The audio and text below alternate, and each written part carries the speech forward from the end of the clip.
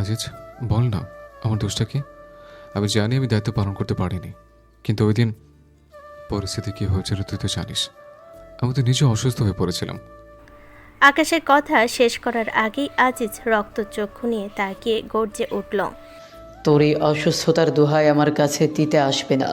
যখন নতুন নতুন মেয়ের রুমে ঢুকিস তখন তোর অসুস্থতা কোথায় যায় রে? তখন তো খুব চাঙ্গা থাকিস। ওইসব নাটকের গল্প অন্য কাউকে শোনাস। আকাশ, তোকে শেষবারের মতো বলছি, আমার মাথায় এমনিতেই গরম হয়ে আছে। কি করে ফেলবো আমি নিজেও জানি না। তুই আমার চোখের সামনে থেকে দূর হয়ে যা। আজকে থেকে আমি তোর মুখটাও আর দেখতে চাই না। আজিজের বিষাক্ত কথাগুলো তীরের মতো আকাশের বুকে বিঁধল। সে আর একটা কথাও উচ্চারণ করল না। ব্যথিত আর ঝাপসা চোখে আজিজের দিকে শেষবার তাকিয়ে ধীর পায়ে নিজের ঘরে ঢুকে গেল। সে ভেতর থেকে দরজা ধপ করে লাগিয়ে দিয়ে বিছানার এক কোণে বসে পড়ল। বুকের ভেতরটা যেন দুমড়ে মুচড়ে যাচ্ছে। আকাশ কাঁপা কাঁপা হাতে তার সুটকেসটা খুলল। সেখান থেকে বের করে আনলো মখমলে মোড়ানো একটা ছোট্ট বাক্স। বক্সটা খুলতে দেখা গেল একজোড়া ছোট্ট রূপোর বালা আর একটা পুরনো ছবি। ৫-৭ বছরের একটা ফুটফুটে বাচ্চার ছবি। পরনে তার মিষ্টি গোলাপি রঙের ফ্রক, দুপাশে ছুটি করা চুল আর হাতে পরা সেই রূপোর বালা জোড়া। ছবিতে বাচ্চাটা একদিকে মাথা বেঁকিয়ে কি নিষ্পাপ হাসি হাসছে। আকাশ ছবিটার উপর আঙ্গুল বুলিয়ে মিলান হাসল। সেই হাসিতে কোনো আনন্দ নেই, আছে শুধু পাহাড়সম বিষাদ। দু চোখ বেয়ে নোনা জল গড়িয়ে পড়ল ছবির ওপর। আকাশ ফুপিয়ে উঠে বলল, আমাকে মাফ করে দিও সোনা। আমি কথা দিয়েও তোমাকে সেদিন বাঁচাতে পারিনি। তোমাকে ওভাবে একা ফেলে আসাটা কি আমার খুব বড় পাপ ছিল? দেখো, আজ তোমার ভাইও আমার উপর কতটা রেগে আছে। ও কিভাবে শুধু ওই তোমার শূন্যতা অনুভব করে। আমি তো প্রতিটা মুহূর্ত দগ্ধ হচ্ছে সে অপরাধ বোধে। সে ছবির বাচ্চাটার কপালে চুমু খেয়ে আবার বলতে শুরু করলো, সবাই ভাবে আমি কত সুখে আছি, কত ক্ষমতাবান, কিন্তু আমার এই ভেতরের যন্ত্রণাটা কেউ দেখলো না রে। এই আকাশকে সবাই দেখে আকাশের মতো নীল উজ্জ্বল, কিন্তু কেউ জানে না এ আকাশ মোটেও নীল না। আকাশটা আজন্ম মেঘলা, ঘোলাটে অন্ধকার। এখানে বৃষ্টির স্নিগ্ধতা নেই, আছে শুধু ঝড়ো হওয়ার হাহাকার। তোর এই শূন্যতা আর আমার এই অভিশপ্ত অসুস্থতা মিলে আমাকে একটা জীবন্ত লাশে পরিণত করে দিয়েছে। আমি শুধু নিঃশ্বাস নিচ্ছি শোনা, কিন্তু বেঁচে নেই। আকাশের চোখের জল তখন বাচ্চার সেই ছবির হাসিকে ঝাপসা করে দিচ্ছিল। অন্ধকার ঘরে আকাশ যেন একলাই তার ধ্বংসস্তূপের ওপর দাঁড়িয়ে নিজের শেষ আত্মনাদটুকু নিংড়ে দিচ্ছিল। মেঘলা যখন ঘর গুছিয়ে বসেছে অমনি বিদ দৌড়ে এসে জড়িয়ে ধরল তার পা। ডাগর ডাগর চোখে তাকিয়ে জিজ্ঞেস করল, মা, মামা কবে আসবে? আসবো তো সোনা, বাবা কাল সকালেই আসবে। এ কথা শুনে বীরের আর তর সইছে না। সে এবার দৌড়ে গেল রাত্রির কাছে। রাত্রি শাড়ির আঁচল টেনে ধরে আবদার করল, আন্নি, তা তো কত নাচবে? একটু পরেই আসবে সোনা। আজ রাতেই তোমার চাচ্চু তোমার কাছেই চলে আসবে। বীরের খুশির আর সীমা নেই। খুশিতে নাচতে নাচতে ও সারা ঘর একাকার করে ফেলল।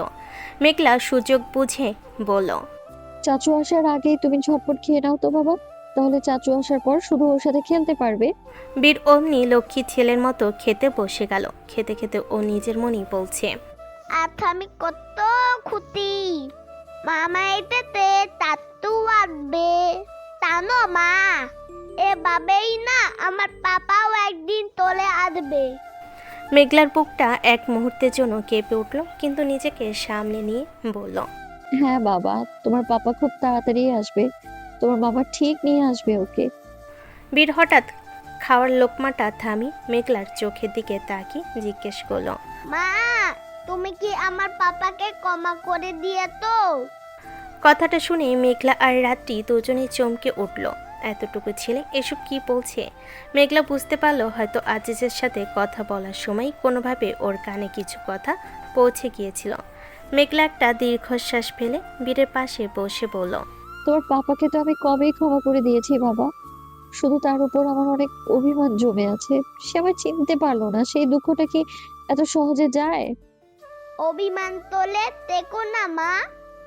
অভিমান করলে তো পাপা আসবে না, আর আমি পাপাল তোলে উঠতে পারবো না।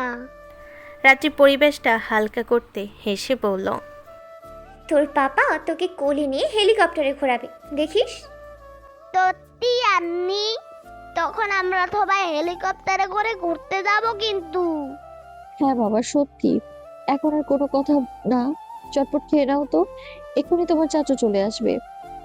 বীর তখন মনে মনে নিজের পাপার সাথে আকাশপথে ঘোরার এক সুন্দর স্বপ্ন আঁকতে আঁকতে খাওয়া শেষ করলো।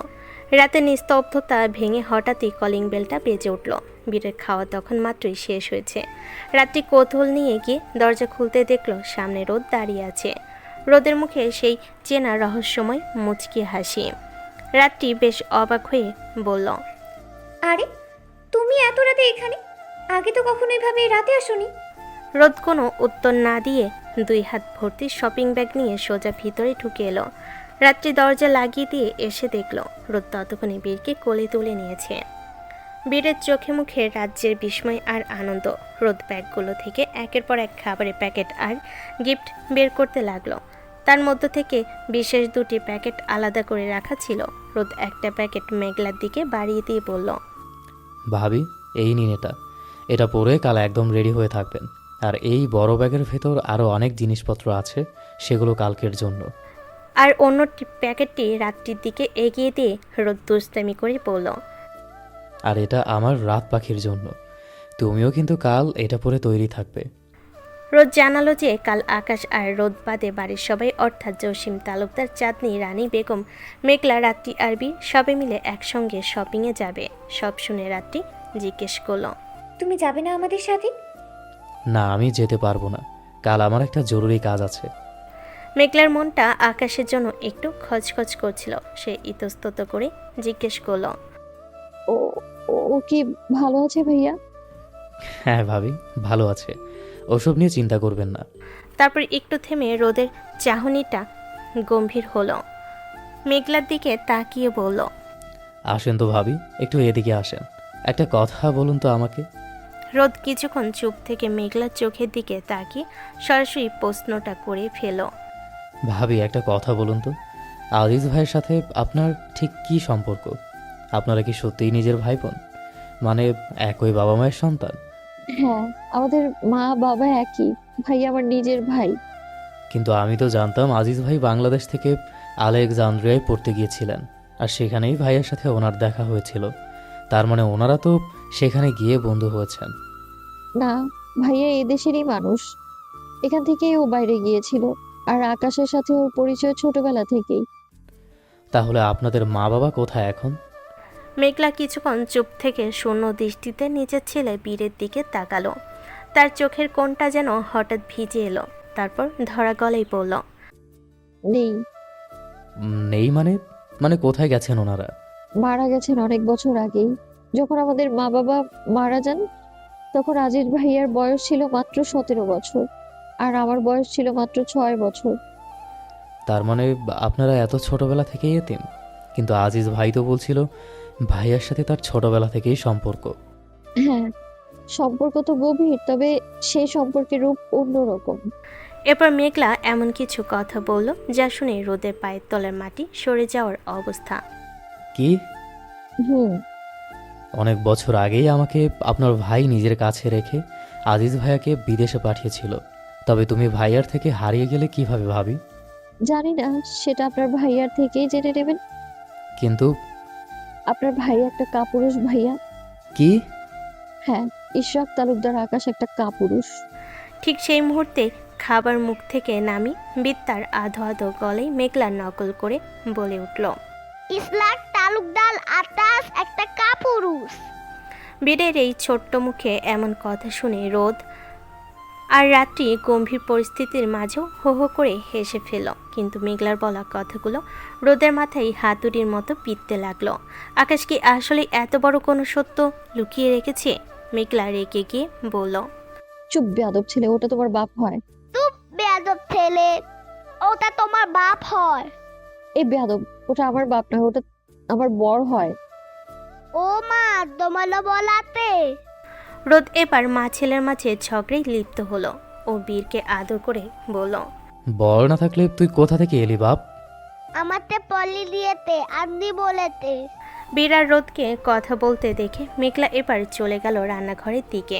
তোর রান্নি ভুল বলেছে ভীর, তোর বাপ হলো সেই পরিশ্রমী পরী যে তোকে দিয়েছে। রোদের হাতে এবার রাত্রি খুব জোরে থাপ্পড় মেরে বলল। রোদের বাচ্চা, ছোট মানুষকে কি বলছো এসব? রোদ রাত্রির কথাই পাত্তা না দিয়ে বীরকে নিয়ে আবারও মেতে উঠল। দেখবি বীর, আমিও পরী হয়ে যাব, তখন তোর আন্নির পেটে তোর জন্য ভাই বোন দেব। সত্যি? তুই তোর মার কাছে যা, আর আমি তোর আন্নিকে নিয়ে চিপাই যাই, তোর ভাই বোন এনে দিচ্ছি। এই কথা শুনে বীর দৌড় দিল মায়ের কাছে। মায়ের পা ধরে দোল খেতে লাগলো। মেঘলা ছেলের কাণ্ডে মুচকি হেসে বলল। কি হয়েছে আমার আব্বা? চাচুর কাছে যাও, আমি কাজ করছি।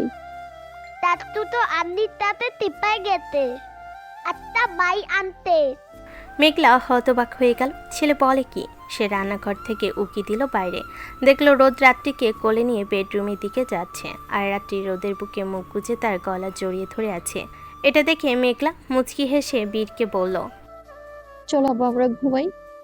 ওমা, কিন্তু সেখানে বীর নেই। সেও দেখছে তার চাচু তাকে রেখে তার আন্টিকে কোলে নিয়েছে। সে তো রেগে লাল হয়ে গেছে। তাতে রোদের প্যান্ট ধরে বলছে। চাচু তুমি কেন আন্নিকে তোলে নিয়ে তো বিলচুপ লাগ কোলেতে? আব্বা, চিপাই যেতে গেলে কোলে নিতে হয়। তাহলে আমাতেও নাও, আমিও টিপায় দাবো। বাপ আমার চিপায় একটা ছেলে আর একটা মেয়ে যায়, ছেলেরা যায় না। ও তবে দাও। চাচা ভাতিজার এই কনভারসেশন শুনে তো রাত্রি লজ্জায় পালে রোদের বুকের মধ্যে ঢুকে যায়। ওদিকে মেঘলা লজ্জায় ছেলেকে নিতে আসতে পারছে না। কত বড় পশ্চাৎ হয়েছে এই ছেলে। বাপের ধর ছোঁয়ার কিছুই পেল না, অথচ পদে পদে ব্যবহারে প্রমাণ হয়ে যায় সে দি গ্রেট ইশরাক তালুকদার, আকাশের সুপুত্র স্যা।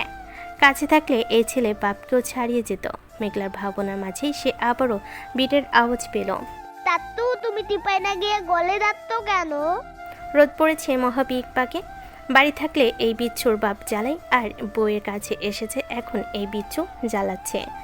এই বাপ ছেলে মিলে রোদের জীবনটা বিনা চিনিতে শরবত বানিয়ে দিল। সে একটা দীর্ঘশ্বাস ছেড়ে করুণ চোখে বলল। ছেড়ে দা বাপ, তোর আন্নিকে কাঁদিয়ে বাঁচি। আন্নিকে কাঁদাবে কেন চাচু? চিপাই নিয়ে গিয়ে বউকে কাঁদাতে হয় বাপ। তাহলে আমিও টিপায় দাবো। আমার একটা বউ দাও চাচু। দেব বাপ, তোর চাচু আগে চিপাই কাজটা সেরে আসুক, এসেই তোর জন্য আমি নিভাকে রেজিস্ট্রার করে দেব। এবার ছাড় বাপ, সব গরম হয়ে গেল। কেন চাচু তুমি কোনো না বসে আছো? রোদ এবার পালে হাউমা করে কেঁদে দেয়।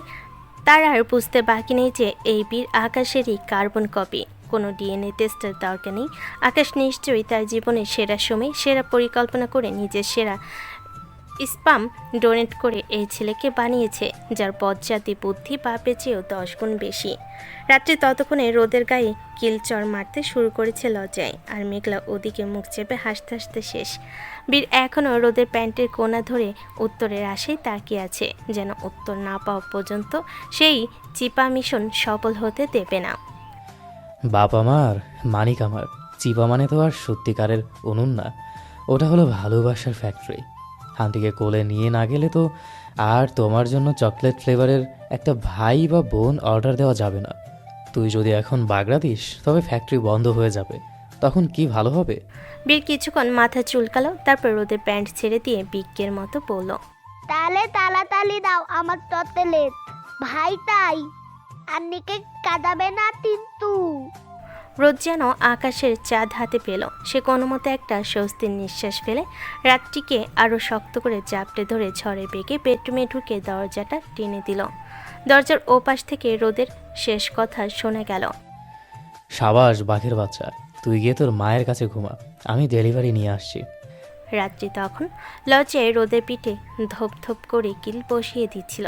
এদিকে বীর গটগট করে মেঘলার কাছে ফিরে এলো। মেঘলা তখন মুখ চেপে হাসতে হাসতে লাল হয়ে গেছে। বীর তার মায়ের শাড়ির আঁচল টেনে ধরে গম্ভীর মুখে বকতে শুরু করলো।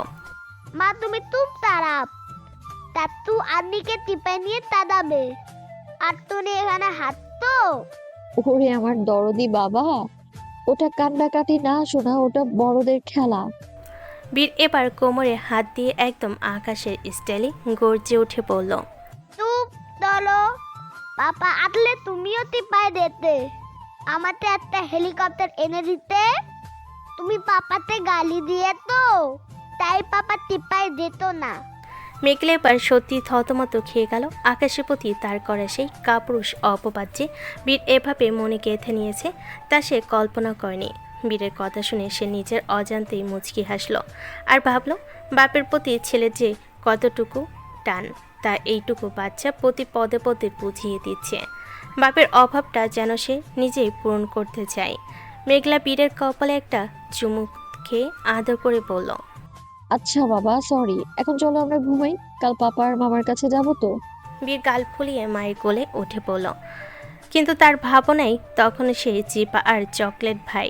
বেডরুমের দরজাটা বন্ধ করে ছিটকিনি লাগানোর পর রোদ সরাসরি রাত্রির দিকে এগিয়ে এলো না, বরং সে ধীর পায়ে রাত্রির সামনে মেঝেতে হাঁটু গেড়ে বসে পড়ল। রাত্রি তখন খাটের উপর বসে অবাক হয়ে রোদের কাণ্ড দেখছিল। রোদ আলতো করে রাত্রি বাপাটা টেনে নিজের কোলের উপর রাখলো, তারপর পকেট থেকে একটা ছোট্ট বাক্স বের করে সেখান থেকে অত্যন্ত কারুকার্য মণ্ডিত একটা অ্যাঙ্কলেট বের করলো। খুব যত্ন নিয়ে সে রাত্রি পায়ে সেটা পরিয়ে দিল। রাত্রি কৌতূহল সামলাতে না পেরে জিজ্ঞেস করল, সবাই তো নূপুর দেয়, কিন্তু আপনি আমাকে হঠাৎ অ্যাঙ্কলেট কেন দিলেন? রোদ রাত্রির পায়ের পাতায় একটা আলতো চুমুখে মুখ তুলে তাকালো। তার চোখে তখন দুষ্টামি মাখানো হাসি। সে বলল, সবাই যা দেয় আমাকেও কি তাই দিতে হবে? আমি না হয় একটু ব্যতিক্রমই হলাম, নূপুর না হয় অন্য কোনো দিন দেব, আজ এটাই থাকো। আপনি আসলেই একটা পাগল। আচ্ছা, বাইরে সব কী দুষ্টুমি করছিলেন? বীরের সামনে অত বাজে বাজে কথা কিভাবে বলছিলেন? আমি তো লজ্জায় শেষ হয়ে যাচ্ছিলাম। যত সব অসভ্যতা। আর আপনি বা আজ এখানে কেন?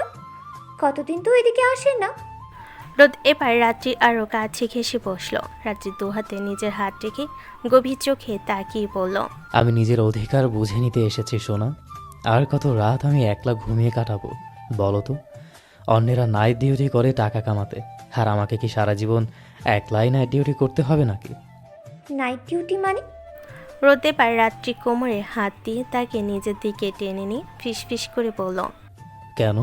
আমি তো ভেবেছিলাম এবার থেকে আমিও নাইট শিফট নেব, প্রতি রাতে আসবো তোমার কাছে, আর এই শিফটটা হবে সারা রাতের, কোনো ছুটি নেই। রোদের মুখে এই নাইট শিফটের কথা শুনে রাত্রি লজ্জে একদম লাল হয়ে গেল। সে রোদের বুকে একটা মৃদু ধাক্কা দিয়ে মুখ লুকানোর চেষ্টা করলো, কিন্তু রোদ ততক্ষণে তাকে নিজের বাহু ডোরে শক্ত করে বন্দি করে ফেলেছে। ঘরের নীরবতায় তখন শুধু তাদের হৃদস্পন্দনের শব্দ শোনা যাচ্ছিল। রাত্রি যখন রোদের বুকের মাঝখানে নিজের মুখটা লুকালো, রোদ তাকে আরও শক্ত করে আগলে ধরল। রোদের হাতের আঙ্গুলগুলো রাত্রির চুলের মাঝে খেলা করছিল।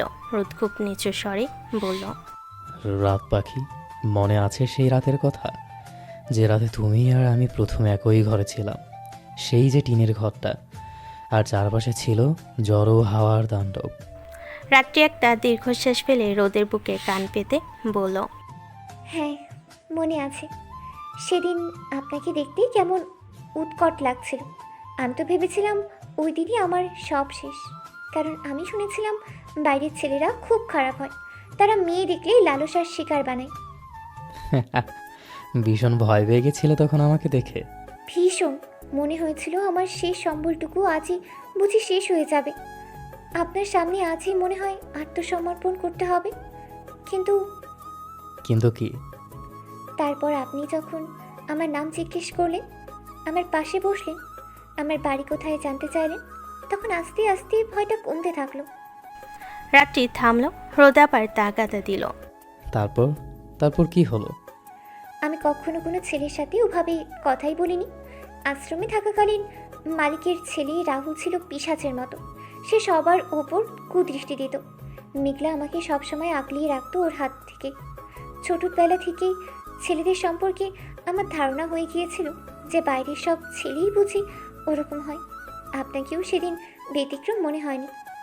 জানেন রুথ, এই রাহুল অনেকবার মেঘলার সাথে উল্টাপাল্টা কাজ করতে চেয়েছিল। আমি নিজে তার সাক্ষী। আর আমাদের আশ্রমের সুপারভাইজার ইচ্ছে করেই রাহুলকে আমাদের রুমে ঢুকিয়ে দিত। এ কথা শুনে রোদ চমকে উঠে বসল। কি? কই, এক কথা তো তুমি আমাকে আগে বলনি।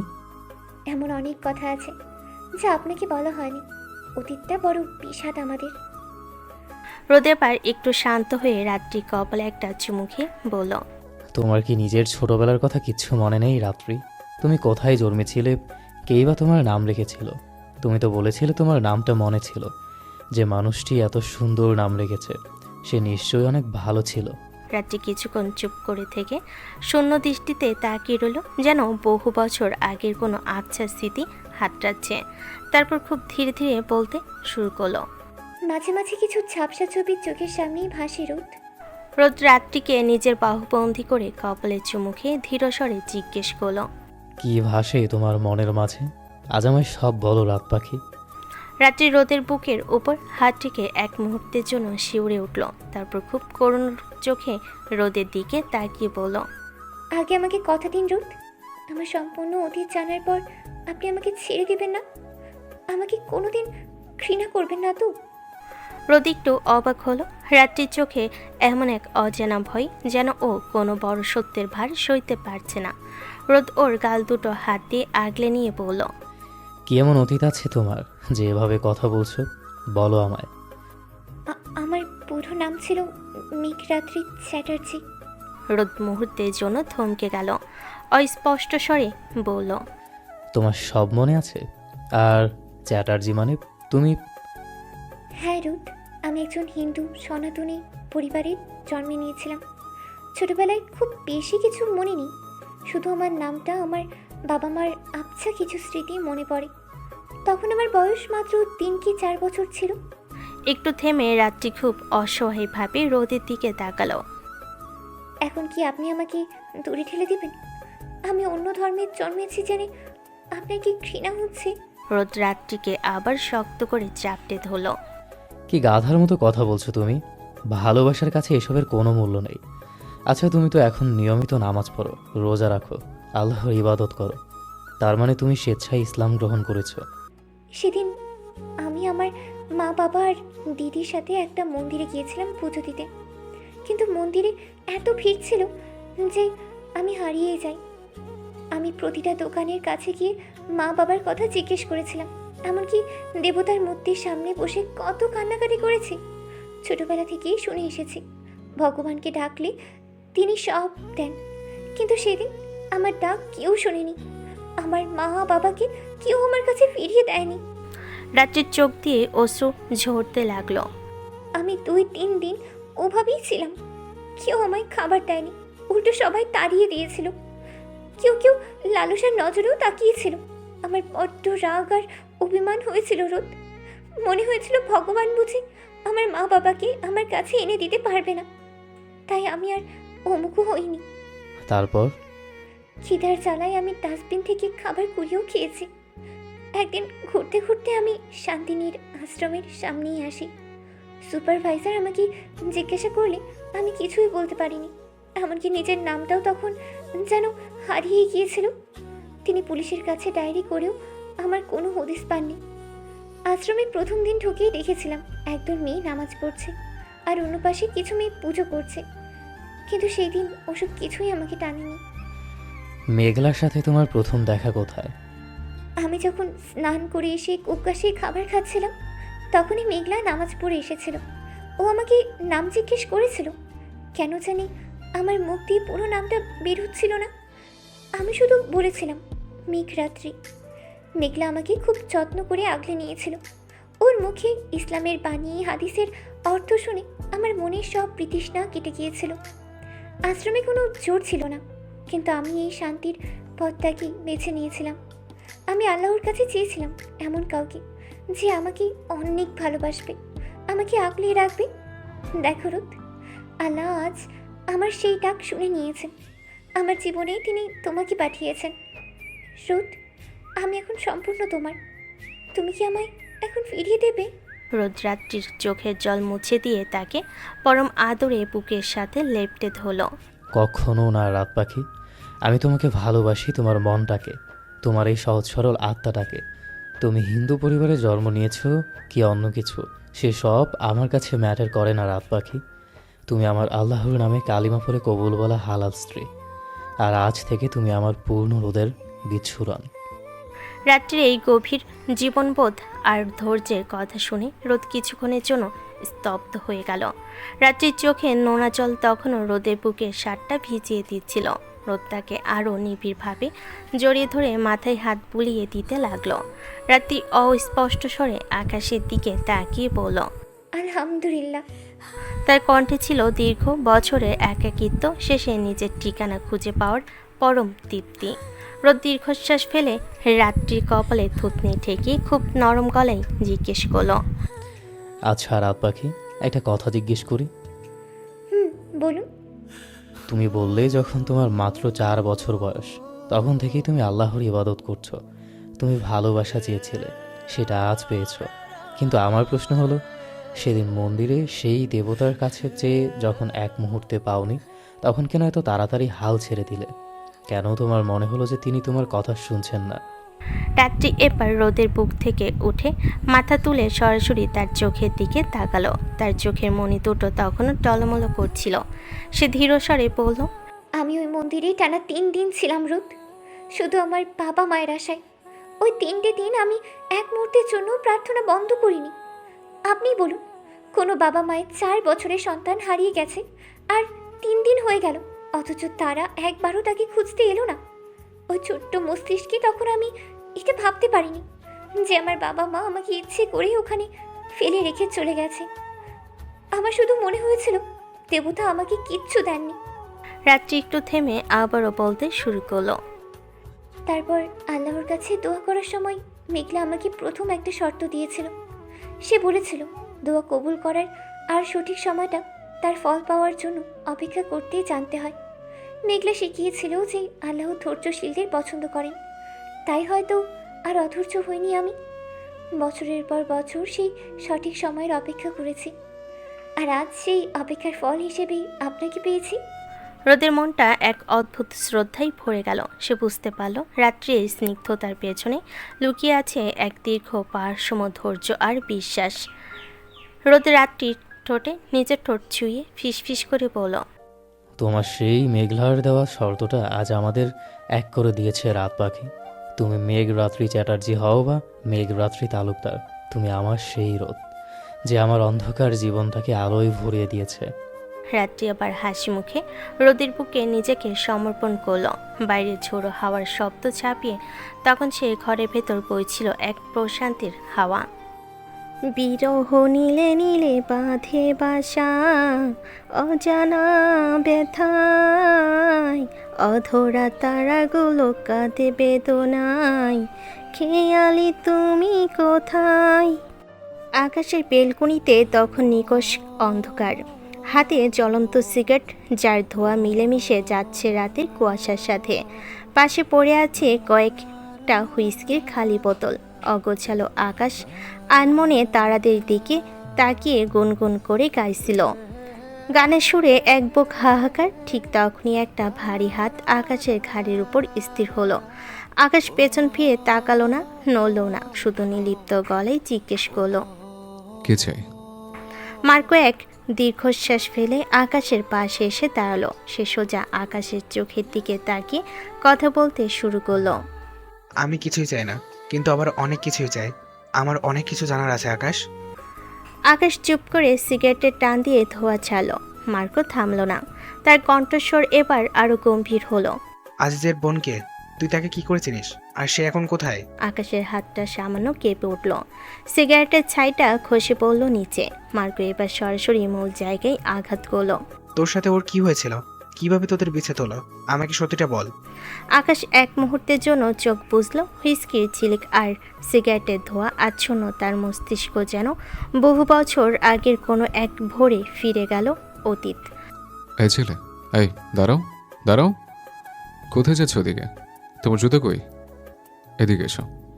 বছর 15-র ছোট্ট ছেলেটি হাতে বিশাল বড় বাতাবি লেবুটা আরও শক্ত করে জড়িয়ে ধরে থমকে দাঁড়ালো। ভয়ে তার শরীর কাঁপছে। পেছন থেকে সমবয়সী আরেকটি ছেলে দৌড়ে তার সামনে এসে দাঁড়ালো। বেশ দামি পোশাক পরা, চোখে মুখে আভিজাত্যের ছাপ। সে ভুরু কুঁচকে ছেলেটির খালি পায়ের দিকে তাকিয়ে জিজ্ঞেস করলো, জুতো নেই কেন? আর এই লেবুটা নিয়ে ওভাবে পালাচ্ছিলে কেন? ছেলেটি দুই চোখের জল নিয়ে সামনের ছেলেটিকে মিনতি করে বলতে লাগলো, বিশ্বাস করেন ভাইয়া, অনেক দিন ধরেই আমার ছোট বোনটা বাতাবি লেবু খেতে চাইছিল, কিন্তু আমি কিছুতেই ওকে এটা কিনে দিতে পারছিলাম না, তাই আজ না বলে নিয়ে নিয়েছি। আমাকে ক্ষমা করে দিবেন। ফুপিয়ে ওঠে আজিজ আবার বলল। আপনি চাইলে আমাকে মারতে পারেন, আপনাদের বাড়ির সব কাজ করিয়ে নিতে পারেন, তবুও দয়া করে আমার কাছ থেকে এটা কিনে নেবেন না। এটা আমি আমার বোনকে দিব। সেই অসাহিত্য দেখে অপর ছেলেটির কঠিন মুখটা মুহূর্তে নরম হয়ে গেল। সে অবাক হয়ে জিজ্ঞেস করলো, আচ্ছা, তোমার বোন আছে? তাহলে তুমি তোমার বাবা মাকে বলো না কেন? তারাই তো কিনে দেবে। মাথা নিচু করে ধরা গলায় উত্তর দিল ছেলেটি। বাবা মা তো নেই ভাই, আমি আমার বোনের সব। কথাটা শুনে বুকের ভেতর কেমন হাহাকার করে উঠল। সে নিজেও হয়তো একাকিত্ব বুঝত। কিছুক্ষণ চুপ থেকে ছেলেটির কাঁধে হাত রাখলো। কণ্ঠে তখন এক অদ্ভুত মায়া। সে বলল, বাবা মা নেই? আচ্ছা, চলো তো, তোমাদের বাড়িতে আমাকে নিয়ে চলো, আমি তোমার বোনকে দেখে আসি। আভিজাত্যপূর্ণ ছেলেটি যখন বলল সে তাদের বাড়ি যাবে, তখন 15 বছরের ছেলেটি একটু থমকে গেল। তার চোখে মুখে বিস্ময় আর দ্বিধা। এত বড় অট্টালিকা আর দামি পোশাক পরা এই ছেলেটি তার মতো গরিবের কুঁড়ে ঘরে যাবে? সে কিছুটা ইতস্তত করে মানা করতে চাইল, কিন্তু ছেলেটি যেন নাছোড়বান্দা।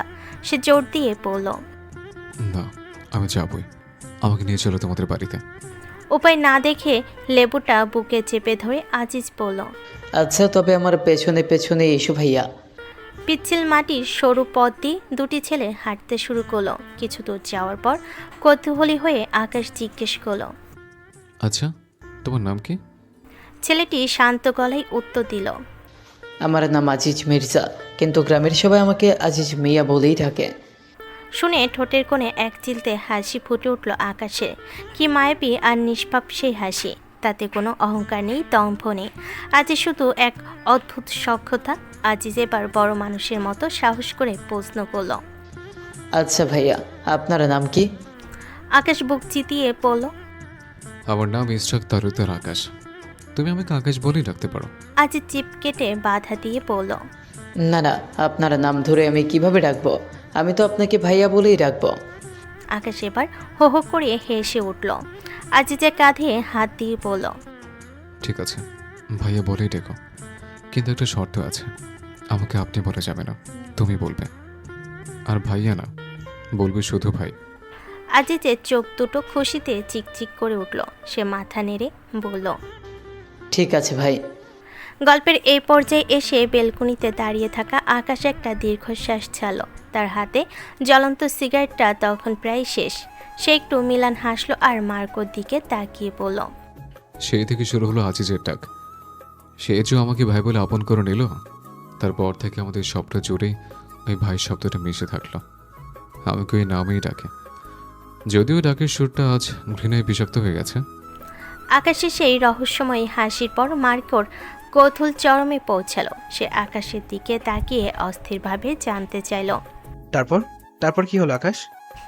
আকাশ তখন সিগারেটের শেষ অংশটুকু নুচে ছুরি দিয়ে পাগলের মতো হাসতে শুরু করলো। নেশার ঘোরে টলতে টলতে সে বলল,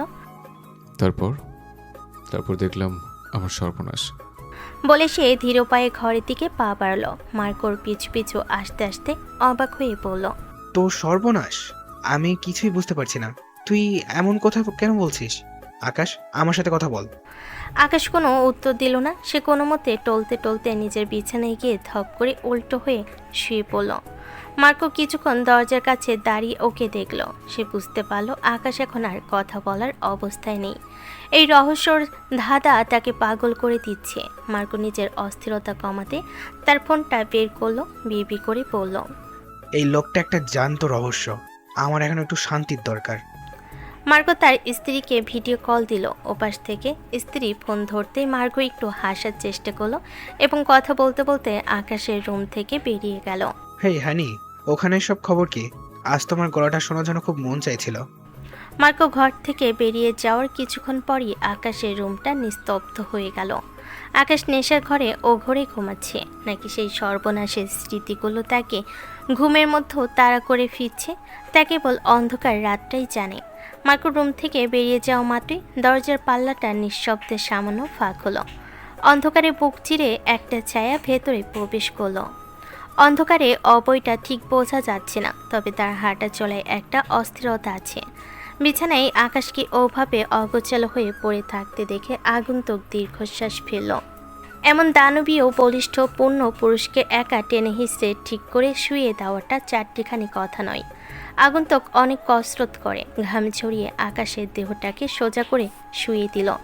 তারপর আকাশের মাথার কাছে বসে মাথায় হাত বুলিয়ে দিতে দিতে কিছুক্ষণ নিচু স্বরে বিড়বিড় করল, যেন কোনো অনুযোগ বা সযত্নে রাখা প্রার্থনা। যাওয়ার আগে সে আর সামলাতে পারল না নিজেকে। নিচু হয়ে আকাশের কপালে আলতো করে একটা চুমু খেয়ে আকাশের গায়ে ব্ল্যাঙ্কেটটা দিয়ে রুম থেকে বেরিয়ে গেল। সে রুম থেকে বেরোনো মাত্রই আকাশ ফট করে চোখ মেলে তাকালো। নেশার ঘরে থাকলেও সে সব টের পেয়েছে। সে উঠে বসে কপালটা হাত দিয়ে মুছতে মুছতে বিরক্তি মেশানো গলায় বিড়বিড় করতে লাগলো। আচ্ছা আচ্ছা, কবলটা কি আমার রেশনের সরকারি মাল নাকি? যে দেখবে সে রেশন কার্ড পাঞ্চ করে ফ্রিতে জমা দিয়ে যাবে। ইজ্জত নিয়ে ছিনিমিনি খেলা হচ্ছে একেবারে। বউয়ের হক নষ্ট করে আমার ইজ্জতের উপর হাত মেরে পারলো কোন মাঙ্গের পোলা? আকাশ টলতে টলতে বিছানা থেকে নামলো। পায়ের উপর নিজের নিয়ন্ত্রণ নেই, কিন্তু ইজ্জত বাঁচানোর তাগিদটা প্রবল। দেওয়াল ধরে ধরে দরজার দিকে এগোলো। এগোতে এগোতে সে বিড়বিড় করতে করতে বলতে লাগলো, দিদি, তোমার বাংলাইকের ছেলেটা একটু নিরাপদ নয়? মাঝরাতে হুটহাট রুমে ঢুকে এমন করে প্যাটা ছেলে ইজ্জত লুটে নিয়ে পালায়। আচ্ছা, কাপড়ে কি কোনো সরকারি সিলমার আছে নাকি যেখানে ফ্রিতে ভালোবাসা বিতরণ করা হচ্ছে? নাকি রাজ্যের সরকারের খাদ্য সাথী, স্বাস্থ্য সাথী, যুব সাথীর মতো আমি চুমু সাথী খুলেছে? শত সব ছোট লোক। সে কোনো মতে দরজায় গিয়ে সিটকিনিটা তুলতে তুলতে আবার বলল, আজ থেকে দরজায় 3টা তালা মারবে। কপালে স্যানিটাইজার মাখতে হবে এখন। ইজ্জতের 12টা বাজিয়ে দিল। এই কথাগুলো বলতে বলতেই সে আবার বিছানায় ধপাস করে আশ্রে পড়ল। নেশা আর বিরক্তির এক অদ্ভুত ককটেল নিয়ে সে ঘুমিতে সে তলিয়ে গেল আর বিড়বিড়িয়ে শেষবারের মতো বলল, বউ, তুমি কিন্তু সাক্ষী দেখো, তোমার বড় ইজ্জত আজ প্রকাশ্যে লুণ্ঠিত হলো। তোমাকে একবার হাতে পাই, 3 বছরের কারেন্ট দিয়ে এই ঘরে আরও জ্বালাবো আমি। পরের দিন সকালে কলিং বেলের শব্দে নিলয়ের ঘুম ভাঙল। নিলয় দরজা খুলতেই দেখল ডায়াগনস্টিক সেন্টারে একজন লোক দাঁড়িয়ে আছে। লোকটা হাতে একটা খাম এগিয়ে দিয়ে জিজ্ঞেস করলো, এটা কি নীলিমা শেখের বাড়ি? একটা সই করে দিন। নিলয় সই করে দিয়ে কৌতূহলবশত খামটা খুলতে যাবে, ঠিক তখনই কোথা থেকে যেন নীলিমা ঝড়ে বেগে ছুটে এলো। নিলয় কিছু বুঝে ওঠার আগেই নীলিমা তার হাত থেকে রিপোর্টটা একরকম ছিনিয়ে নিল। কোনো কথা না বলে সে হনহন করে সিঁড়িতে উপরে নিজের রুমে চলে গেল। নিলয় স্তব্ধ হয়ে দাঁড়িয়ে রইল। সে কিছুই বুঝতে পারছে না নীলিমা কি অসুস্থ? ওভাবে রিপোর্টটা কেড়ে নিল কেন? ওর ভেতরে কি চলছে? ঠিক তখনই নিলয়ের মা পেছন থেকে এসে জিজ্ঞেস করলো, কিরে, তোদের মধ্যে কি কিছু হয়েছে? কাল থেকে দেখছি নীলিমা তেমন একটা কথা বলছে না, কেমন যেন মুখ ভার করে আছে। নিলয় আর চাপতে পারল না। সে তার মাকে হসপিটালে সেই ঘটনা সব খুলে বলল। বলতে বলতে রাগে রাফাকে 2-4টে গালমন্দ করে ফেলল মায়ের সামনে। কথাগুলো শুনে নিলয়ের মায়ের চোখে মুখে রাগে রিরি করে উঠল। তিনি চিৎকার করে বলেন, ওই মহিলা আমার মায়ের জীবনটা ছারখার করেছে, আমার মায়ের সাজানো সংসারটা নষ্ট করেছে।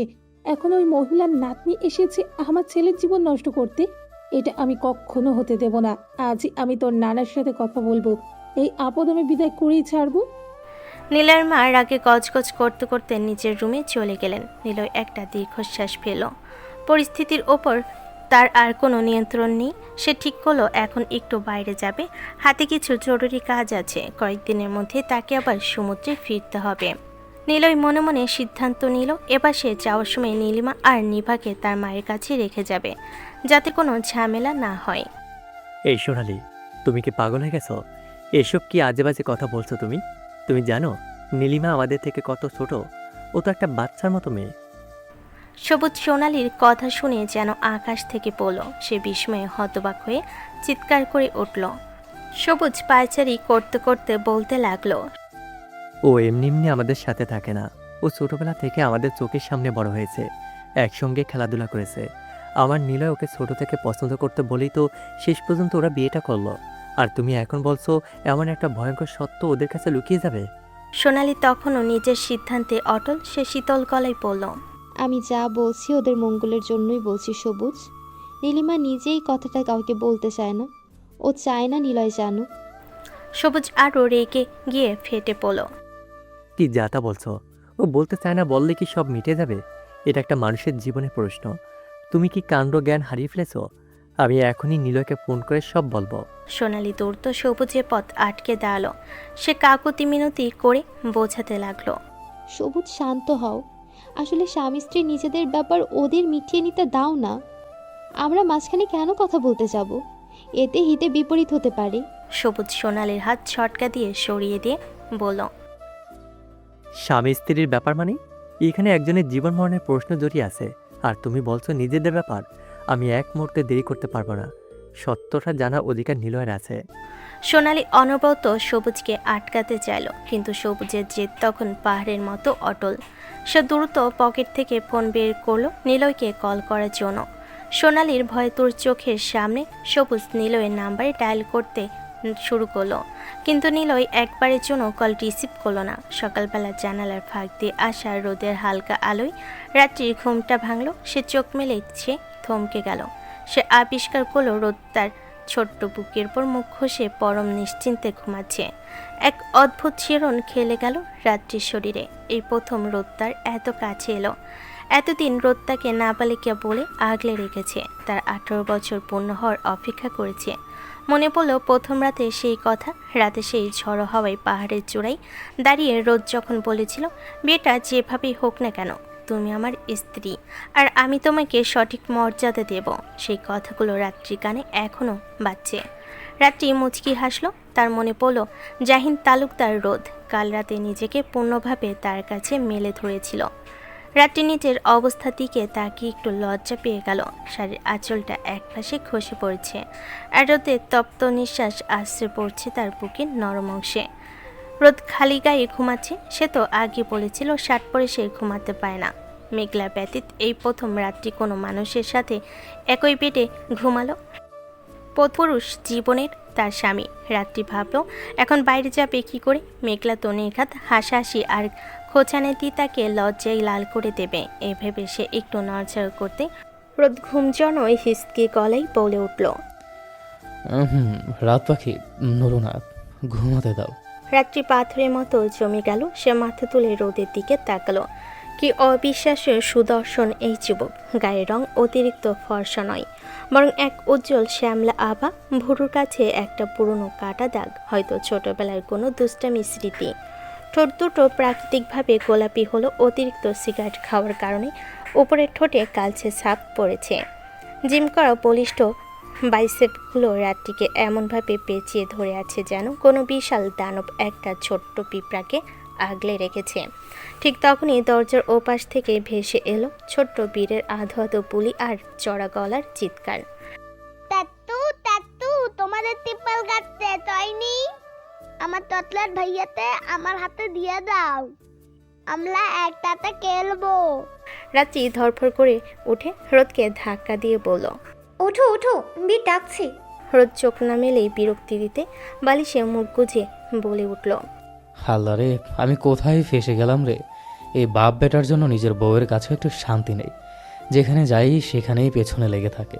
ওর বাপ পড়ে আছে নিজের বাপের বুড়ো বয়সে বিয়ে দেওয়ার জন্য, আর এই বেটা পড়ে আছে আমার ইজ্জত নিয়ে টানাটানি করতে। সে আধো ঘুমিয়ে বিড়বিড় করতে লাগলো, কাল বউয়ের অতীত শুনতে শুনতে আমার বাসরের 12টা বেজে ইল্লাল্লাহ হয়ে গেছে।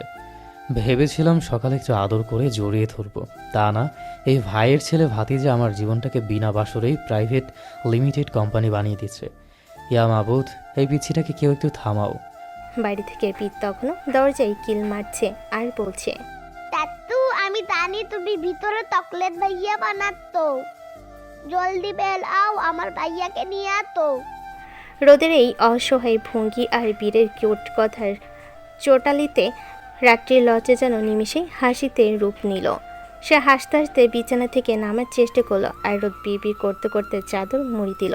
দরজা খুলতেই রাত্রি দেখলো বীর দুহাতে দুটো একই রঙের ছোট খেলনা গাড়ি নিয়ে দাঁড়িয়ে আছে। ওর ভঙ্গিটা এমন যেন সে ভেতরে কেউ একজন আছে, যার সাথে ও এখনই রেস শুরু করবে। রাত্রি অবাক হয়ে বীরকে জিজ্ঞাসা করলো, কি চাই বাবা? বীর ওর ছোট ছোট ভুরু কুচকে গম্ভীর মুখে বলল, আমার চকলেট ভাইয়া তোই। রাত্রি হেসে ফেলল। সে বলল, তোমার চকলেট ভাই? আমি তো জানি না ওকে কে নাম দিয়েছিল। আকাশ যেন খুব সিরিয়াস থাকলে কপালে ভাঁজ ফেলে কিছু ভাবতে থাকে। বীর ঠিক একই রকম হবে কপালে ভাঁজ ফেলে যেন কিছু একটা ভাবতে আসে। তা দেখে রাত্রি আবার জিজ্ঞেস করলো, কে বলেছিল তোমাকে এই চকলেট ভাইয়ের কথা? বীর উত্তর না দিয়ে টলমলো পায়ে ঘরের ভেতর ঢুকে পড়ল। দেখলো ওর চাচ্চু এখনো ব্ল্যাঙ্কেট মুড়ি দিয়ে অঘরে ঘুমোচ্ছে। বীর হাত বাড়িয়ে রাত্রিকে ইশারা করে বলল তাকে খাটে তুলে দেওয়ার জন্য। রাত্রি ওকে পাজাকোলা করে রোদের পাশে বসিয়ে দিল। খাটে বসার সুযোগ পেয়ে বীর সোজা গিয়ে রোদের পিঠের ওপর চড়ে বসল। ব্ল্যাঙ্কেট সরিয়ে রোদের দুই কান দুই হাতে শক্ত করে ধরল যেন ওটা বাইকের হ্যান্ডেল। তারপর ভুম ভুম করে গাড়ি চালাতে চালাতে চিৎকার করে বলতে লাগলো, তাত্তু আমার চকলেট ভাইয়া কই, চকলেট ভাইয়া কই? রোদ এবার বাধ্য হয়ে চোখ মেলে ঘুমিয়ে ঘুরে রাত্রির দিকে তাকে একটা বাঁকা হাসি দিয়ে বলল, কাল তো ফ্যাক্টরি বন্ধ ছিল আব্বা, আমি চকলেটের বদলে ভুল করে স্ট্রবেরি এনে ফেলেছি। ফ্যাক্টরি যদি রাতে খোলাও থাকতো তবে চকলেট ভাইয়ের বদলে তুমি একটা স্ট্রবেরি বোন পেতে আব্বা। রোদের এই ডাবল মিনিং কথার অর্থ বুঝতে রাত্রি কয়েক সেকেন্ড সময় লাগলো। বুঝতেই ওর ফর্সা মুখটা লজ্জে লাল হয়ে গেল। সে রোদের গায়ে একটা জোরে ধাক্কা মেরে বকতে বকতে ঝড়ে পেকে ওয়াশরুমে ঢুকে পড়ল। রোদ সেটা দেখে বিছানায় কড়াকড়ি খেয়ে হাসতে লাগলো। এরপর রোদ বীরকে জাপটে ধরে ব্ল্যাঙ্কেটের নিচে ঢুকিয়ে নিল। বীরের পেটের জামাটা একটু তুলে পেটে নিজে নাক ঘষতে শুরু করলো। সুরসুরি পেয়ে বীর হেসে লুটুপুটি খেতে লাগলো। চাচা ভাতিজার হাসতে ঘরটা একদম মুখরিত হয়ে উঠল। হাসতে হাসতে এক পর্যায়ে বীর বলল, তাত্তু পাপাল তাতে যাবো। রোদের মুখটা একটু গম্ভীর হলো, পরক্ষণে হাসি মুখে বলল, হ্যাঁ, আজ পাপার কাছেই যাব। আমরা সবাই মিলে পাপাকে নিয়ে শপিংয়ে যাব। আজ তোমাদের পাপ ব্যাটার দেখা হবে ইনশাল্লাহ। বীর তখনও একটু দ্বিধায়, কারণ সে তো তার পাপাকে চেনে না। সে বড় বড় চোখ করে তাকালো। রোদর কপালে একটা চুমু খেয়ে বলল, চিন্তা করো না বাঘের বাচ্চা, তোমার পাপাকে সেটা আমি তোমাকে আজ নিজের হাতে চিনিয়ে দিব। সকালবেলা নাস্তার টেবিল সাজাচ্ছিল মেঘলা। রাত্রি প্লেটগুলো রাখার সময় মনে মনে খুব লজ্জা পাচ্ছিল, কিন্তু মেঘলাকে একদম স্বাভাবিক দেখে সে কিছুটা আশ্বস্ত হলো। মেঘলা বরাবরই খুব পরিণত মনের মানুষ ও খুবই ম্যাচিওর। সে জানে এই পৃথিবীতে কোথাও না কোথাও তার ভাই আছে, তার সেই হারিয়ে যাওয়া আকাশ আছে। যখন আকাশ জানবে যে এই মেঘলা আসলে তার ছোট্ট মেহেজাবিন, তখন সে তাকে ঠিক আগলে নেবে। আর বড় কথা, তার বীর আছে। কিন্তু রাত্রির তো এই পৃথিবীতে আজ রোদ ছাড়া আর কেউ নেই। রোদ যদি ওকে এভাবে আগলে নেয় তবে সেটা তো ভালোই, স্বামী স্ত্রীর মধ্যে স্বাভাবিক একটা সম্পর্ক তৈরি হয়েছে। এটা নিয়ে ওকে লজ্জা দিয়ে বা হাসাহাসি করে অপ্রস্তুত করার কোনো মানেই হয় না। মেঘলা নিজের মনে মনে বিড়বিড় করলো, সংসারে এসব নিয়ে যারা নোংরা মজা করে তারা আসলে নিচু মন মানসিকতার। আমি চাই রোদ আর রাত্রি যেন সুখী হয়। ঠিক তখনই ঘরের ভেতর থেকে রোদ আর বীরের হাসাহাসির শব্দ শোনা গেল। রোদ কোনো মতে তৈরি হয়ে বীরকে কোলে নিয়ে ঘরের বাইরে আসতে চাইল। বীরের দুই হাতে তখনও সেই একই রঙের দুটো গাড়ি। ওর ছোট্ট চোখে মুখে তখন পাপার সাথে দেখা করার এক অদ্ভুত উত্তেজনা। রোদ বীরকে সামলাতে সামলাতে ডাইনিং টেবিলের দিকে এগিয়ে এলো। বীরের সেই আধ কথা আর গাড়ির ভুম ভুম শব্দে পুরো বাড়িটা যেন এক মুহূর্তে জীবন্ত হয়ে উঠল। ডাইনিং টেবিলে রোদ আর রাত্রি নিজেদের মতো খাচ্ছে। মেঘলা এক পাশে বসে বীরকে খাইয়ে দিচ্ছে। হঠাৎ বীরে কি যেন মনে হলো। সে খাওয়ার মাঝখানে রোদের দিকে চোখ বড় বড় করে তাকিয়ে গম্ভীর গলায় জিজ্ঞাসা করলো, তাত্তু তুমি আন্নিকে টিপাই নিয়ে গিয়ে কাঁদিয়ে দিলে? বীরের এই প্রশ্নে রোদের মুখের খাবার গলায় বদলে নাকে মুখে উঠে যাওয়ার অবস্থা। রোদ বিষম খেয়ে কাশতে শুরু করলো। রাতে দ্রুত পানির গ্লাস এগিয়ে দিল ওর দিকে। পরিস্থিতি সামলাতে না পেরে মেঘলা বীরকে একটা ধমক দিয়ে বসলো। বীর, এটা কি ধরনের কথা? একদম বাজে কথা বলবে না। রাত্রি তখন মেঘলাকে বলল, মেঘলা, ওর কি দোষ? এই ঢ্যামনা লোকটাই তো ওকে এসব আজে বাজে জিনিস শিখিয়েছে। ওর যত উল্টাপাল্টা কারবার সবই রোদের কাছে শেখা। এখন সামলাও তোমার ভাতিজাকে, কেমন লাগে? রোদ কোনো মতে কাশি থামিয়ে একবার অসহায় মুখ করে বীরের দিকে তাকালো। তারপর বিড়বিড় করে বলতে লাগলো, বাপরে বাপ, তুই যে তোর বাপের কার্বন কপি সেটা আর কাউকে বলে দিতে হবে না। তুই আর তোর বাপ মনে হয় একই ছাঁচে তৈরি হয়েছিস, শুধু দুনিয়াতে আগে পরে আসছিস। বাপ ছেলে হিসেবে। তুই তো দেখি তোর বাপের থেকে 10 কাঠি উপরে। ওদিকে তোর বাপ ভাবছে তোর দাদাকে আবার বিয়ে দিয়ে 2-4টা ভাই বোন জোগাড় করবে, আর এদিকে তুই আমার ইজ্জতের পেছনে হাত ধুয়ে পড়ে আছিস। রোদের এই কথাই টেবিলের সবাই একসাথে হেসে উঠল, কিন্তু বিদ ছাড়ার পাত্র না, সে আবার মুখ ফুলিয়ে বলল, হাত তো টানো। তোমরা টিপাই কি করে দিলে? একটা বাইয়াও দিতে পারলে না? রোদ এবার কাঁদো কাঁদো চেহারা করে বলল, বাপরে, আমার কি এত এনার্জি আছে? তোর বাপ তো এক রাতে ছক্কা মেরে ভ্যানিশ হয়ে গেছে, আমি কি আর তা পারবো? আমার সেই কপাল থাকলে তোকে এতদিন অপেক্ষা করতে হতো না, আর 2-1 বছর আগেই তোর খেলার সাথে নিয়ে আসতাম। রোদের এই ছক্কা মারার ডায়লগে মেঘলা ভীষণ লজ্জা পেয়ে গেল। সে মুখ নিচু করে খাবার নাড়তে লাগলো। রাত্রি মেঘলার অস্বস্তি দেখে টেবিলের নিচ দিয়ে রোদের পায়ে জোরে একটা লাথি মেরে চোখ রাঙিয়ে পড়ল। কি যাতা বলছো এসব? চুপ করবে তুমি? রোদ তবুও থামলো না, সে বীরের দিকে তাকিয়ে চোখ টিপে বলল, দেখলি বাপ, বড়রা সব সময় সত্য কথা শুনলে এমন কটকটির মতো করে ওঠে। তুই চিন্তা করিস না, আজ ফিরে তোর জন্য স্পেশাল স্ট্রবেরি ফ্লেভারের কিছু একটা ব্যবস্থা করছি।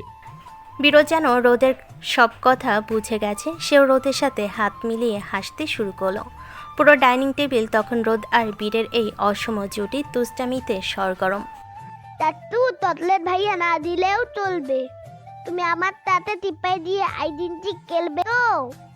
রোদ কপালে হাত দিয়ে একটা লম্বা দীর্ঘশ্বাস ফেলে বলল, বাপরে, তোর সাথে চিবাই যেতে নেই।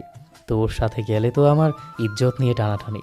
তুই তো সেখানে গিয়েও আমার বিয়ের গোষ্ঠী উদ্ধার করবি। তার চেয়ে বরং চল, তোকে একটা বড় দেখে প্লাস্টিকের তলোয়ার কিনে দেব। তুই সেটা দিয়ে তোর ওই প্লে বয় বাপের পিঠের ওপর গিয়ে সওয়ার হবে। বীর এবার মুখটা একটু গম্ভীর করে বলল, পাপাকে অনেক পছন্দ করবে আমার? সে কি আমার সাথে খেলবে? রোদের বুকটা কেমন যেন হু হু করে উঠল। সে বীরের গালটা টেনে দিয়ে হাসি মুখে বলল, আরে বাপ, তোর পাপা তোকে দেখা মাত্রই তো একদম কাঁপতে শুরু করবে। ভাববে এই বিপজ্জনক বাচ্চাটা কোত্থেকে এলো। তারপর দেখবি তোকে কাঁধে নিয়ে সারা শপিং মল দৌড়াবে। রাত্রি এবার টিপ্পনি কেটে বলল, তা তো করবি। বীর যে পাকা পাকা কথা শিখেছে, ওর বাপের তো হার্ট অ্যাটাক হওয়া বাকি থাকবে না। রোদ এবার রাত্রির দিকে তাকিয়ে চোখ টিপে বলল, আরে রাখো তো, বাপের বেটা তো। বাপ যদি এক রাতে ছক্কা মারে, ছেলে তো শপিং মলে গিয়ে বাউন্ডারি হাঁকাবেই। বীর, তুই চিন্তা করিস না। আজ যদি তোর পাপা তোকে কোলে না নেয়, তবে আমি ওর নামে ফেসবুকে রিপোর্ট করে দেব। বাপের পরিচয় দিতে ভয় পায়। বীর এবার রোদের কথায় সায় দিয়ে বলল, হ্যাঁ, পাপার না নিলে আমি টাট্টু আন্টির মাঝখানে টিপাই ঘুমাবো। রোদের খাওয়া এবার সত্যি সত্যি বন্ধ হয়ে গেল। সে হাহাকার করে বলল, আল্লাহ, এই পিছি তো আমার সংসার করার সব রাস্তা বন্ধ করে দেবে। ওরে বীর, তুই আমার ভাতিজার বদলে শত্রু হয়ে জন্মালে বোধ হয় আমার একটু বেশি শান্তি হতো রে বাপ। পুরো ডাইনিং টেবিল তখন বীর আর রোদের এই টম অ্যান্ড জেরি মার্কা ঝগড়ার হাসিতে ফেটে পড়ল। পরের দিন সকাল সকাল কলিং বেলের শব্দে মেঘলা দরজা খুলতে দেখল চাঁদ দাঁড়িয়ে আছে। আজ সবার শপিংয়ে যাওয়ার কথা, তাই চাঁদ বেশ সেজেগুজে এসেছে, কিন্তু ওর চোখে মুখে এক ধরনের অস্থিরতা। ড্রয়িং রুমে রোদকে আরাম করে বসে থাকতে দেখে চাঁদ অবাক হয়ে জিজ্ঞেস করল, আরে রোদ ভাইয়া, তুমি এখনো এখানে? কাল রাতে বাড়ি যাওনি? ওদিকে তো ভাইয়া আর আজিজ ভাইয়ার ঝগড়া এখনো মেটেইনি, পরিস্থিতি তো বেশ গরম। মেঘলা চায়ের কাপ হাতে দাঁড়িয়েছিল। চাঁদের কথা শুনে সে চমকে উঠল, ভুরকুচকে কৌতূহল নিয়ে জিজ্ঞেস করল, কি বলছো চাঁদ? আকাশ আর আজিজ ভাইয়া ঝগড়া করেছে? কিন্তু কেন? চাঁদ কিছু একটা বলতে যাচ্ছিল, ঠিক তখনই রোদ দ্রুত উঠে এসে চাঁদের কথার মাঝখানে বাধা দিল। সে জানে এখন সব সত্যি ফাঁস হয়ে গেলে শপিং মলের আসল মিশনটাই নষ্ট হয়ে যাবে। রোদ একটা বাঁকা হাসি দিয়ে বলল, আরে ছাড়ো তো সব বড়দের ঝগড়া। আকাশ আর আজিজ তো টম অ্যান্ড জেরি, একটু পরেই গলায় গলা দিয়ে ঘুরবে। এখন ওসব প্যাচাল বাদ দিয়ে দ্রুত তৈরি হও। আমাদের এখনই শপিং মলে ট্রেন্ডসে যেতে হবে। দেরি করলে কিন্তু কালেকশন শেষ হয়ে যাবে। রোদ আর চোখে চাঁদের দিকে তাকিয়ে ইশারা করলো।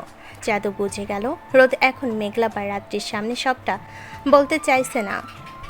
তাদের দুজনের মনে মনে যে বড় কোনো প্ল্যান আছে সেটা রোদের চোখের চাহনিতেই পরিষ্কার।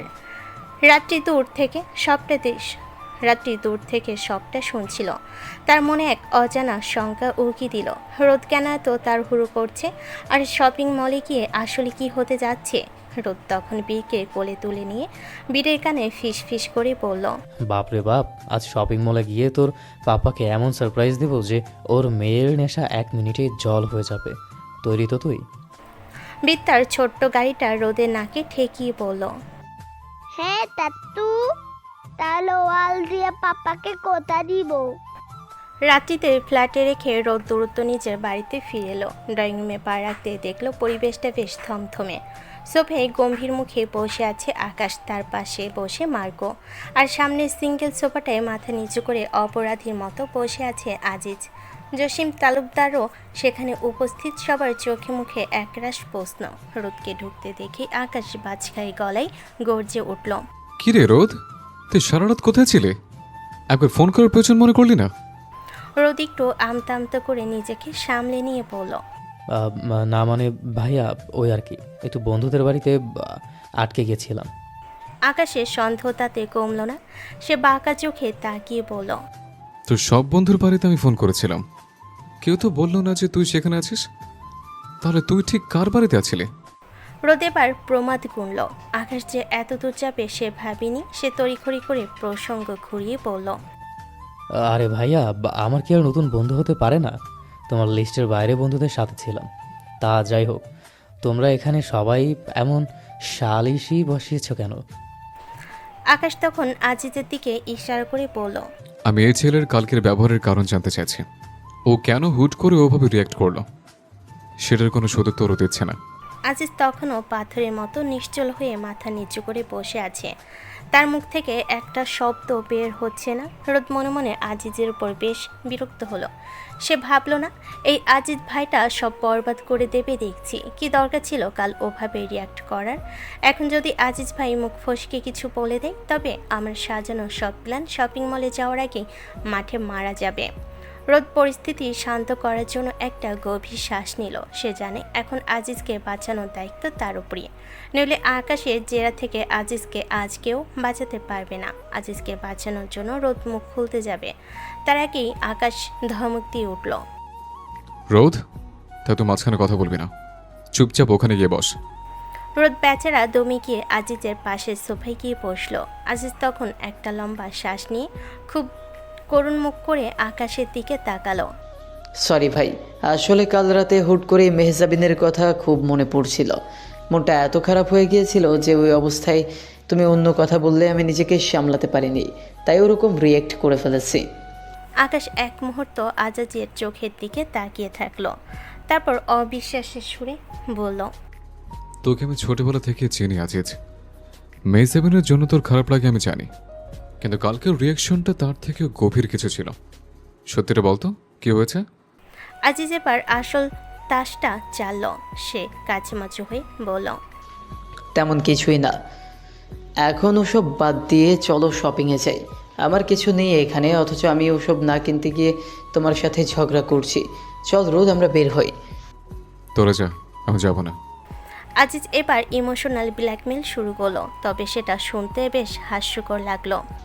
দেখো ভাই, তুমি যদি আজ না চাও তবে আমি বুঝে নিব তুমি আমাকে একটুও ভালোবাসো না। বাবন ছাড়া এই এতিম ছেলেটার মনের একটু কষ্ট হয়েছে বলে ওভাবে রিয়েক্ট করেছে, আর তুমি সেটা নিয়ে ধরে বসে আছো। তোমার কি একটু মায়া নেই? আমি কি তবে সেরা গেঞ্জি পরেই ঘুরে বেড়াবো? তুমি কি চাও লোকে আমাকে ভিখারি ভাবো? আজিজের কথা বলার ভঙ্গি আর করুণ চেহারা দেখে আকাশ আর রাগ ধরে রাখতে পারল না। সে সশব্দে হেসে ফেলল। ঠিক আছে ঠিক আছে, আর মেনেছি তোর কাছে। এবারের মতো তোকে মাফ করে দিলাম, কিন্তু এরপর এমন ড্রামা করলে একদম বাড়ি থেকে বের করে দেব। আকাশের কথা শুনে ড্রয়িং রুমে উপস্থিত সবাই হেসে কুটি কুটি। থমথমে পরিবেশটা এক নিমিষেই আনন্দে ভরে উঠল। রোদ মনে মনে হাঁপ ছেড়ে বাঁচল। আজিজ ভাই যে এত বড় অভিনেতা সেটা সে আজই প্রথম বুঝতে পারল। আকাশ নিজের রুমে গিয়ে নিলয়কে ফোন দিল। ওপাশ থেকে নিলয় ফোন ধরতে আকাশ সরাসরি কাজের কথাই এলো। কি রে নিলয়, কোথায় আছিস তুই? শোন, নেভাকে আর নীলকে নিয়ে শপিংয়ে চলে আয়, আমরা সবাই মিলে আজ কেনাকাটা করবো। আরে ভাই, আমি তো এখন একটু বাইরে আছি। নিভা আর নীলা বাড়িতেই আছে, কিন্তু ওরা আসবে কিনা জানি না। বিশেষ করে নীলের শরীরটা আজ খুব একটা ভালো নেই। আমার কাজ প্রায় শেষ। তুই কোন মলে আছিস বল, আমি সরাসরি সেখানে চলে আসছি। ওরা না হয় আজ থাক। আকাশ কিছুক্ষণ চুপ থেকে বলল, ঠিক আছে, তুই চলে আয়, সাথে সবুজকেও নিয়ে আসিস কিন্তু। ওকে, আমি আর সবুজ চলে আসবো। তবে এক কাজ করি, চল আজ আর বউদের সাথে না নিয়ে ব্যাচেলার পার্টি করি। নিলয়ের কথা শুনে আকাশ হো হো করে হেসে উঠল। শালা, এক বছর বাপ হয়ে এখন ব্যাচেলর সাজতে চাস? শুধু ব্যাচেলার কেন, আমি তো পুরো ভার্জিন রে ভাই। আচ্ছা ঠিক আছে, তুই আয়, দেখি তোর ভার্জিনিটি আর ব্যাচেলর পনা কত দূর থেকে।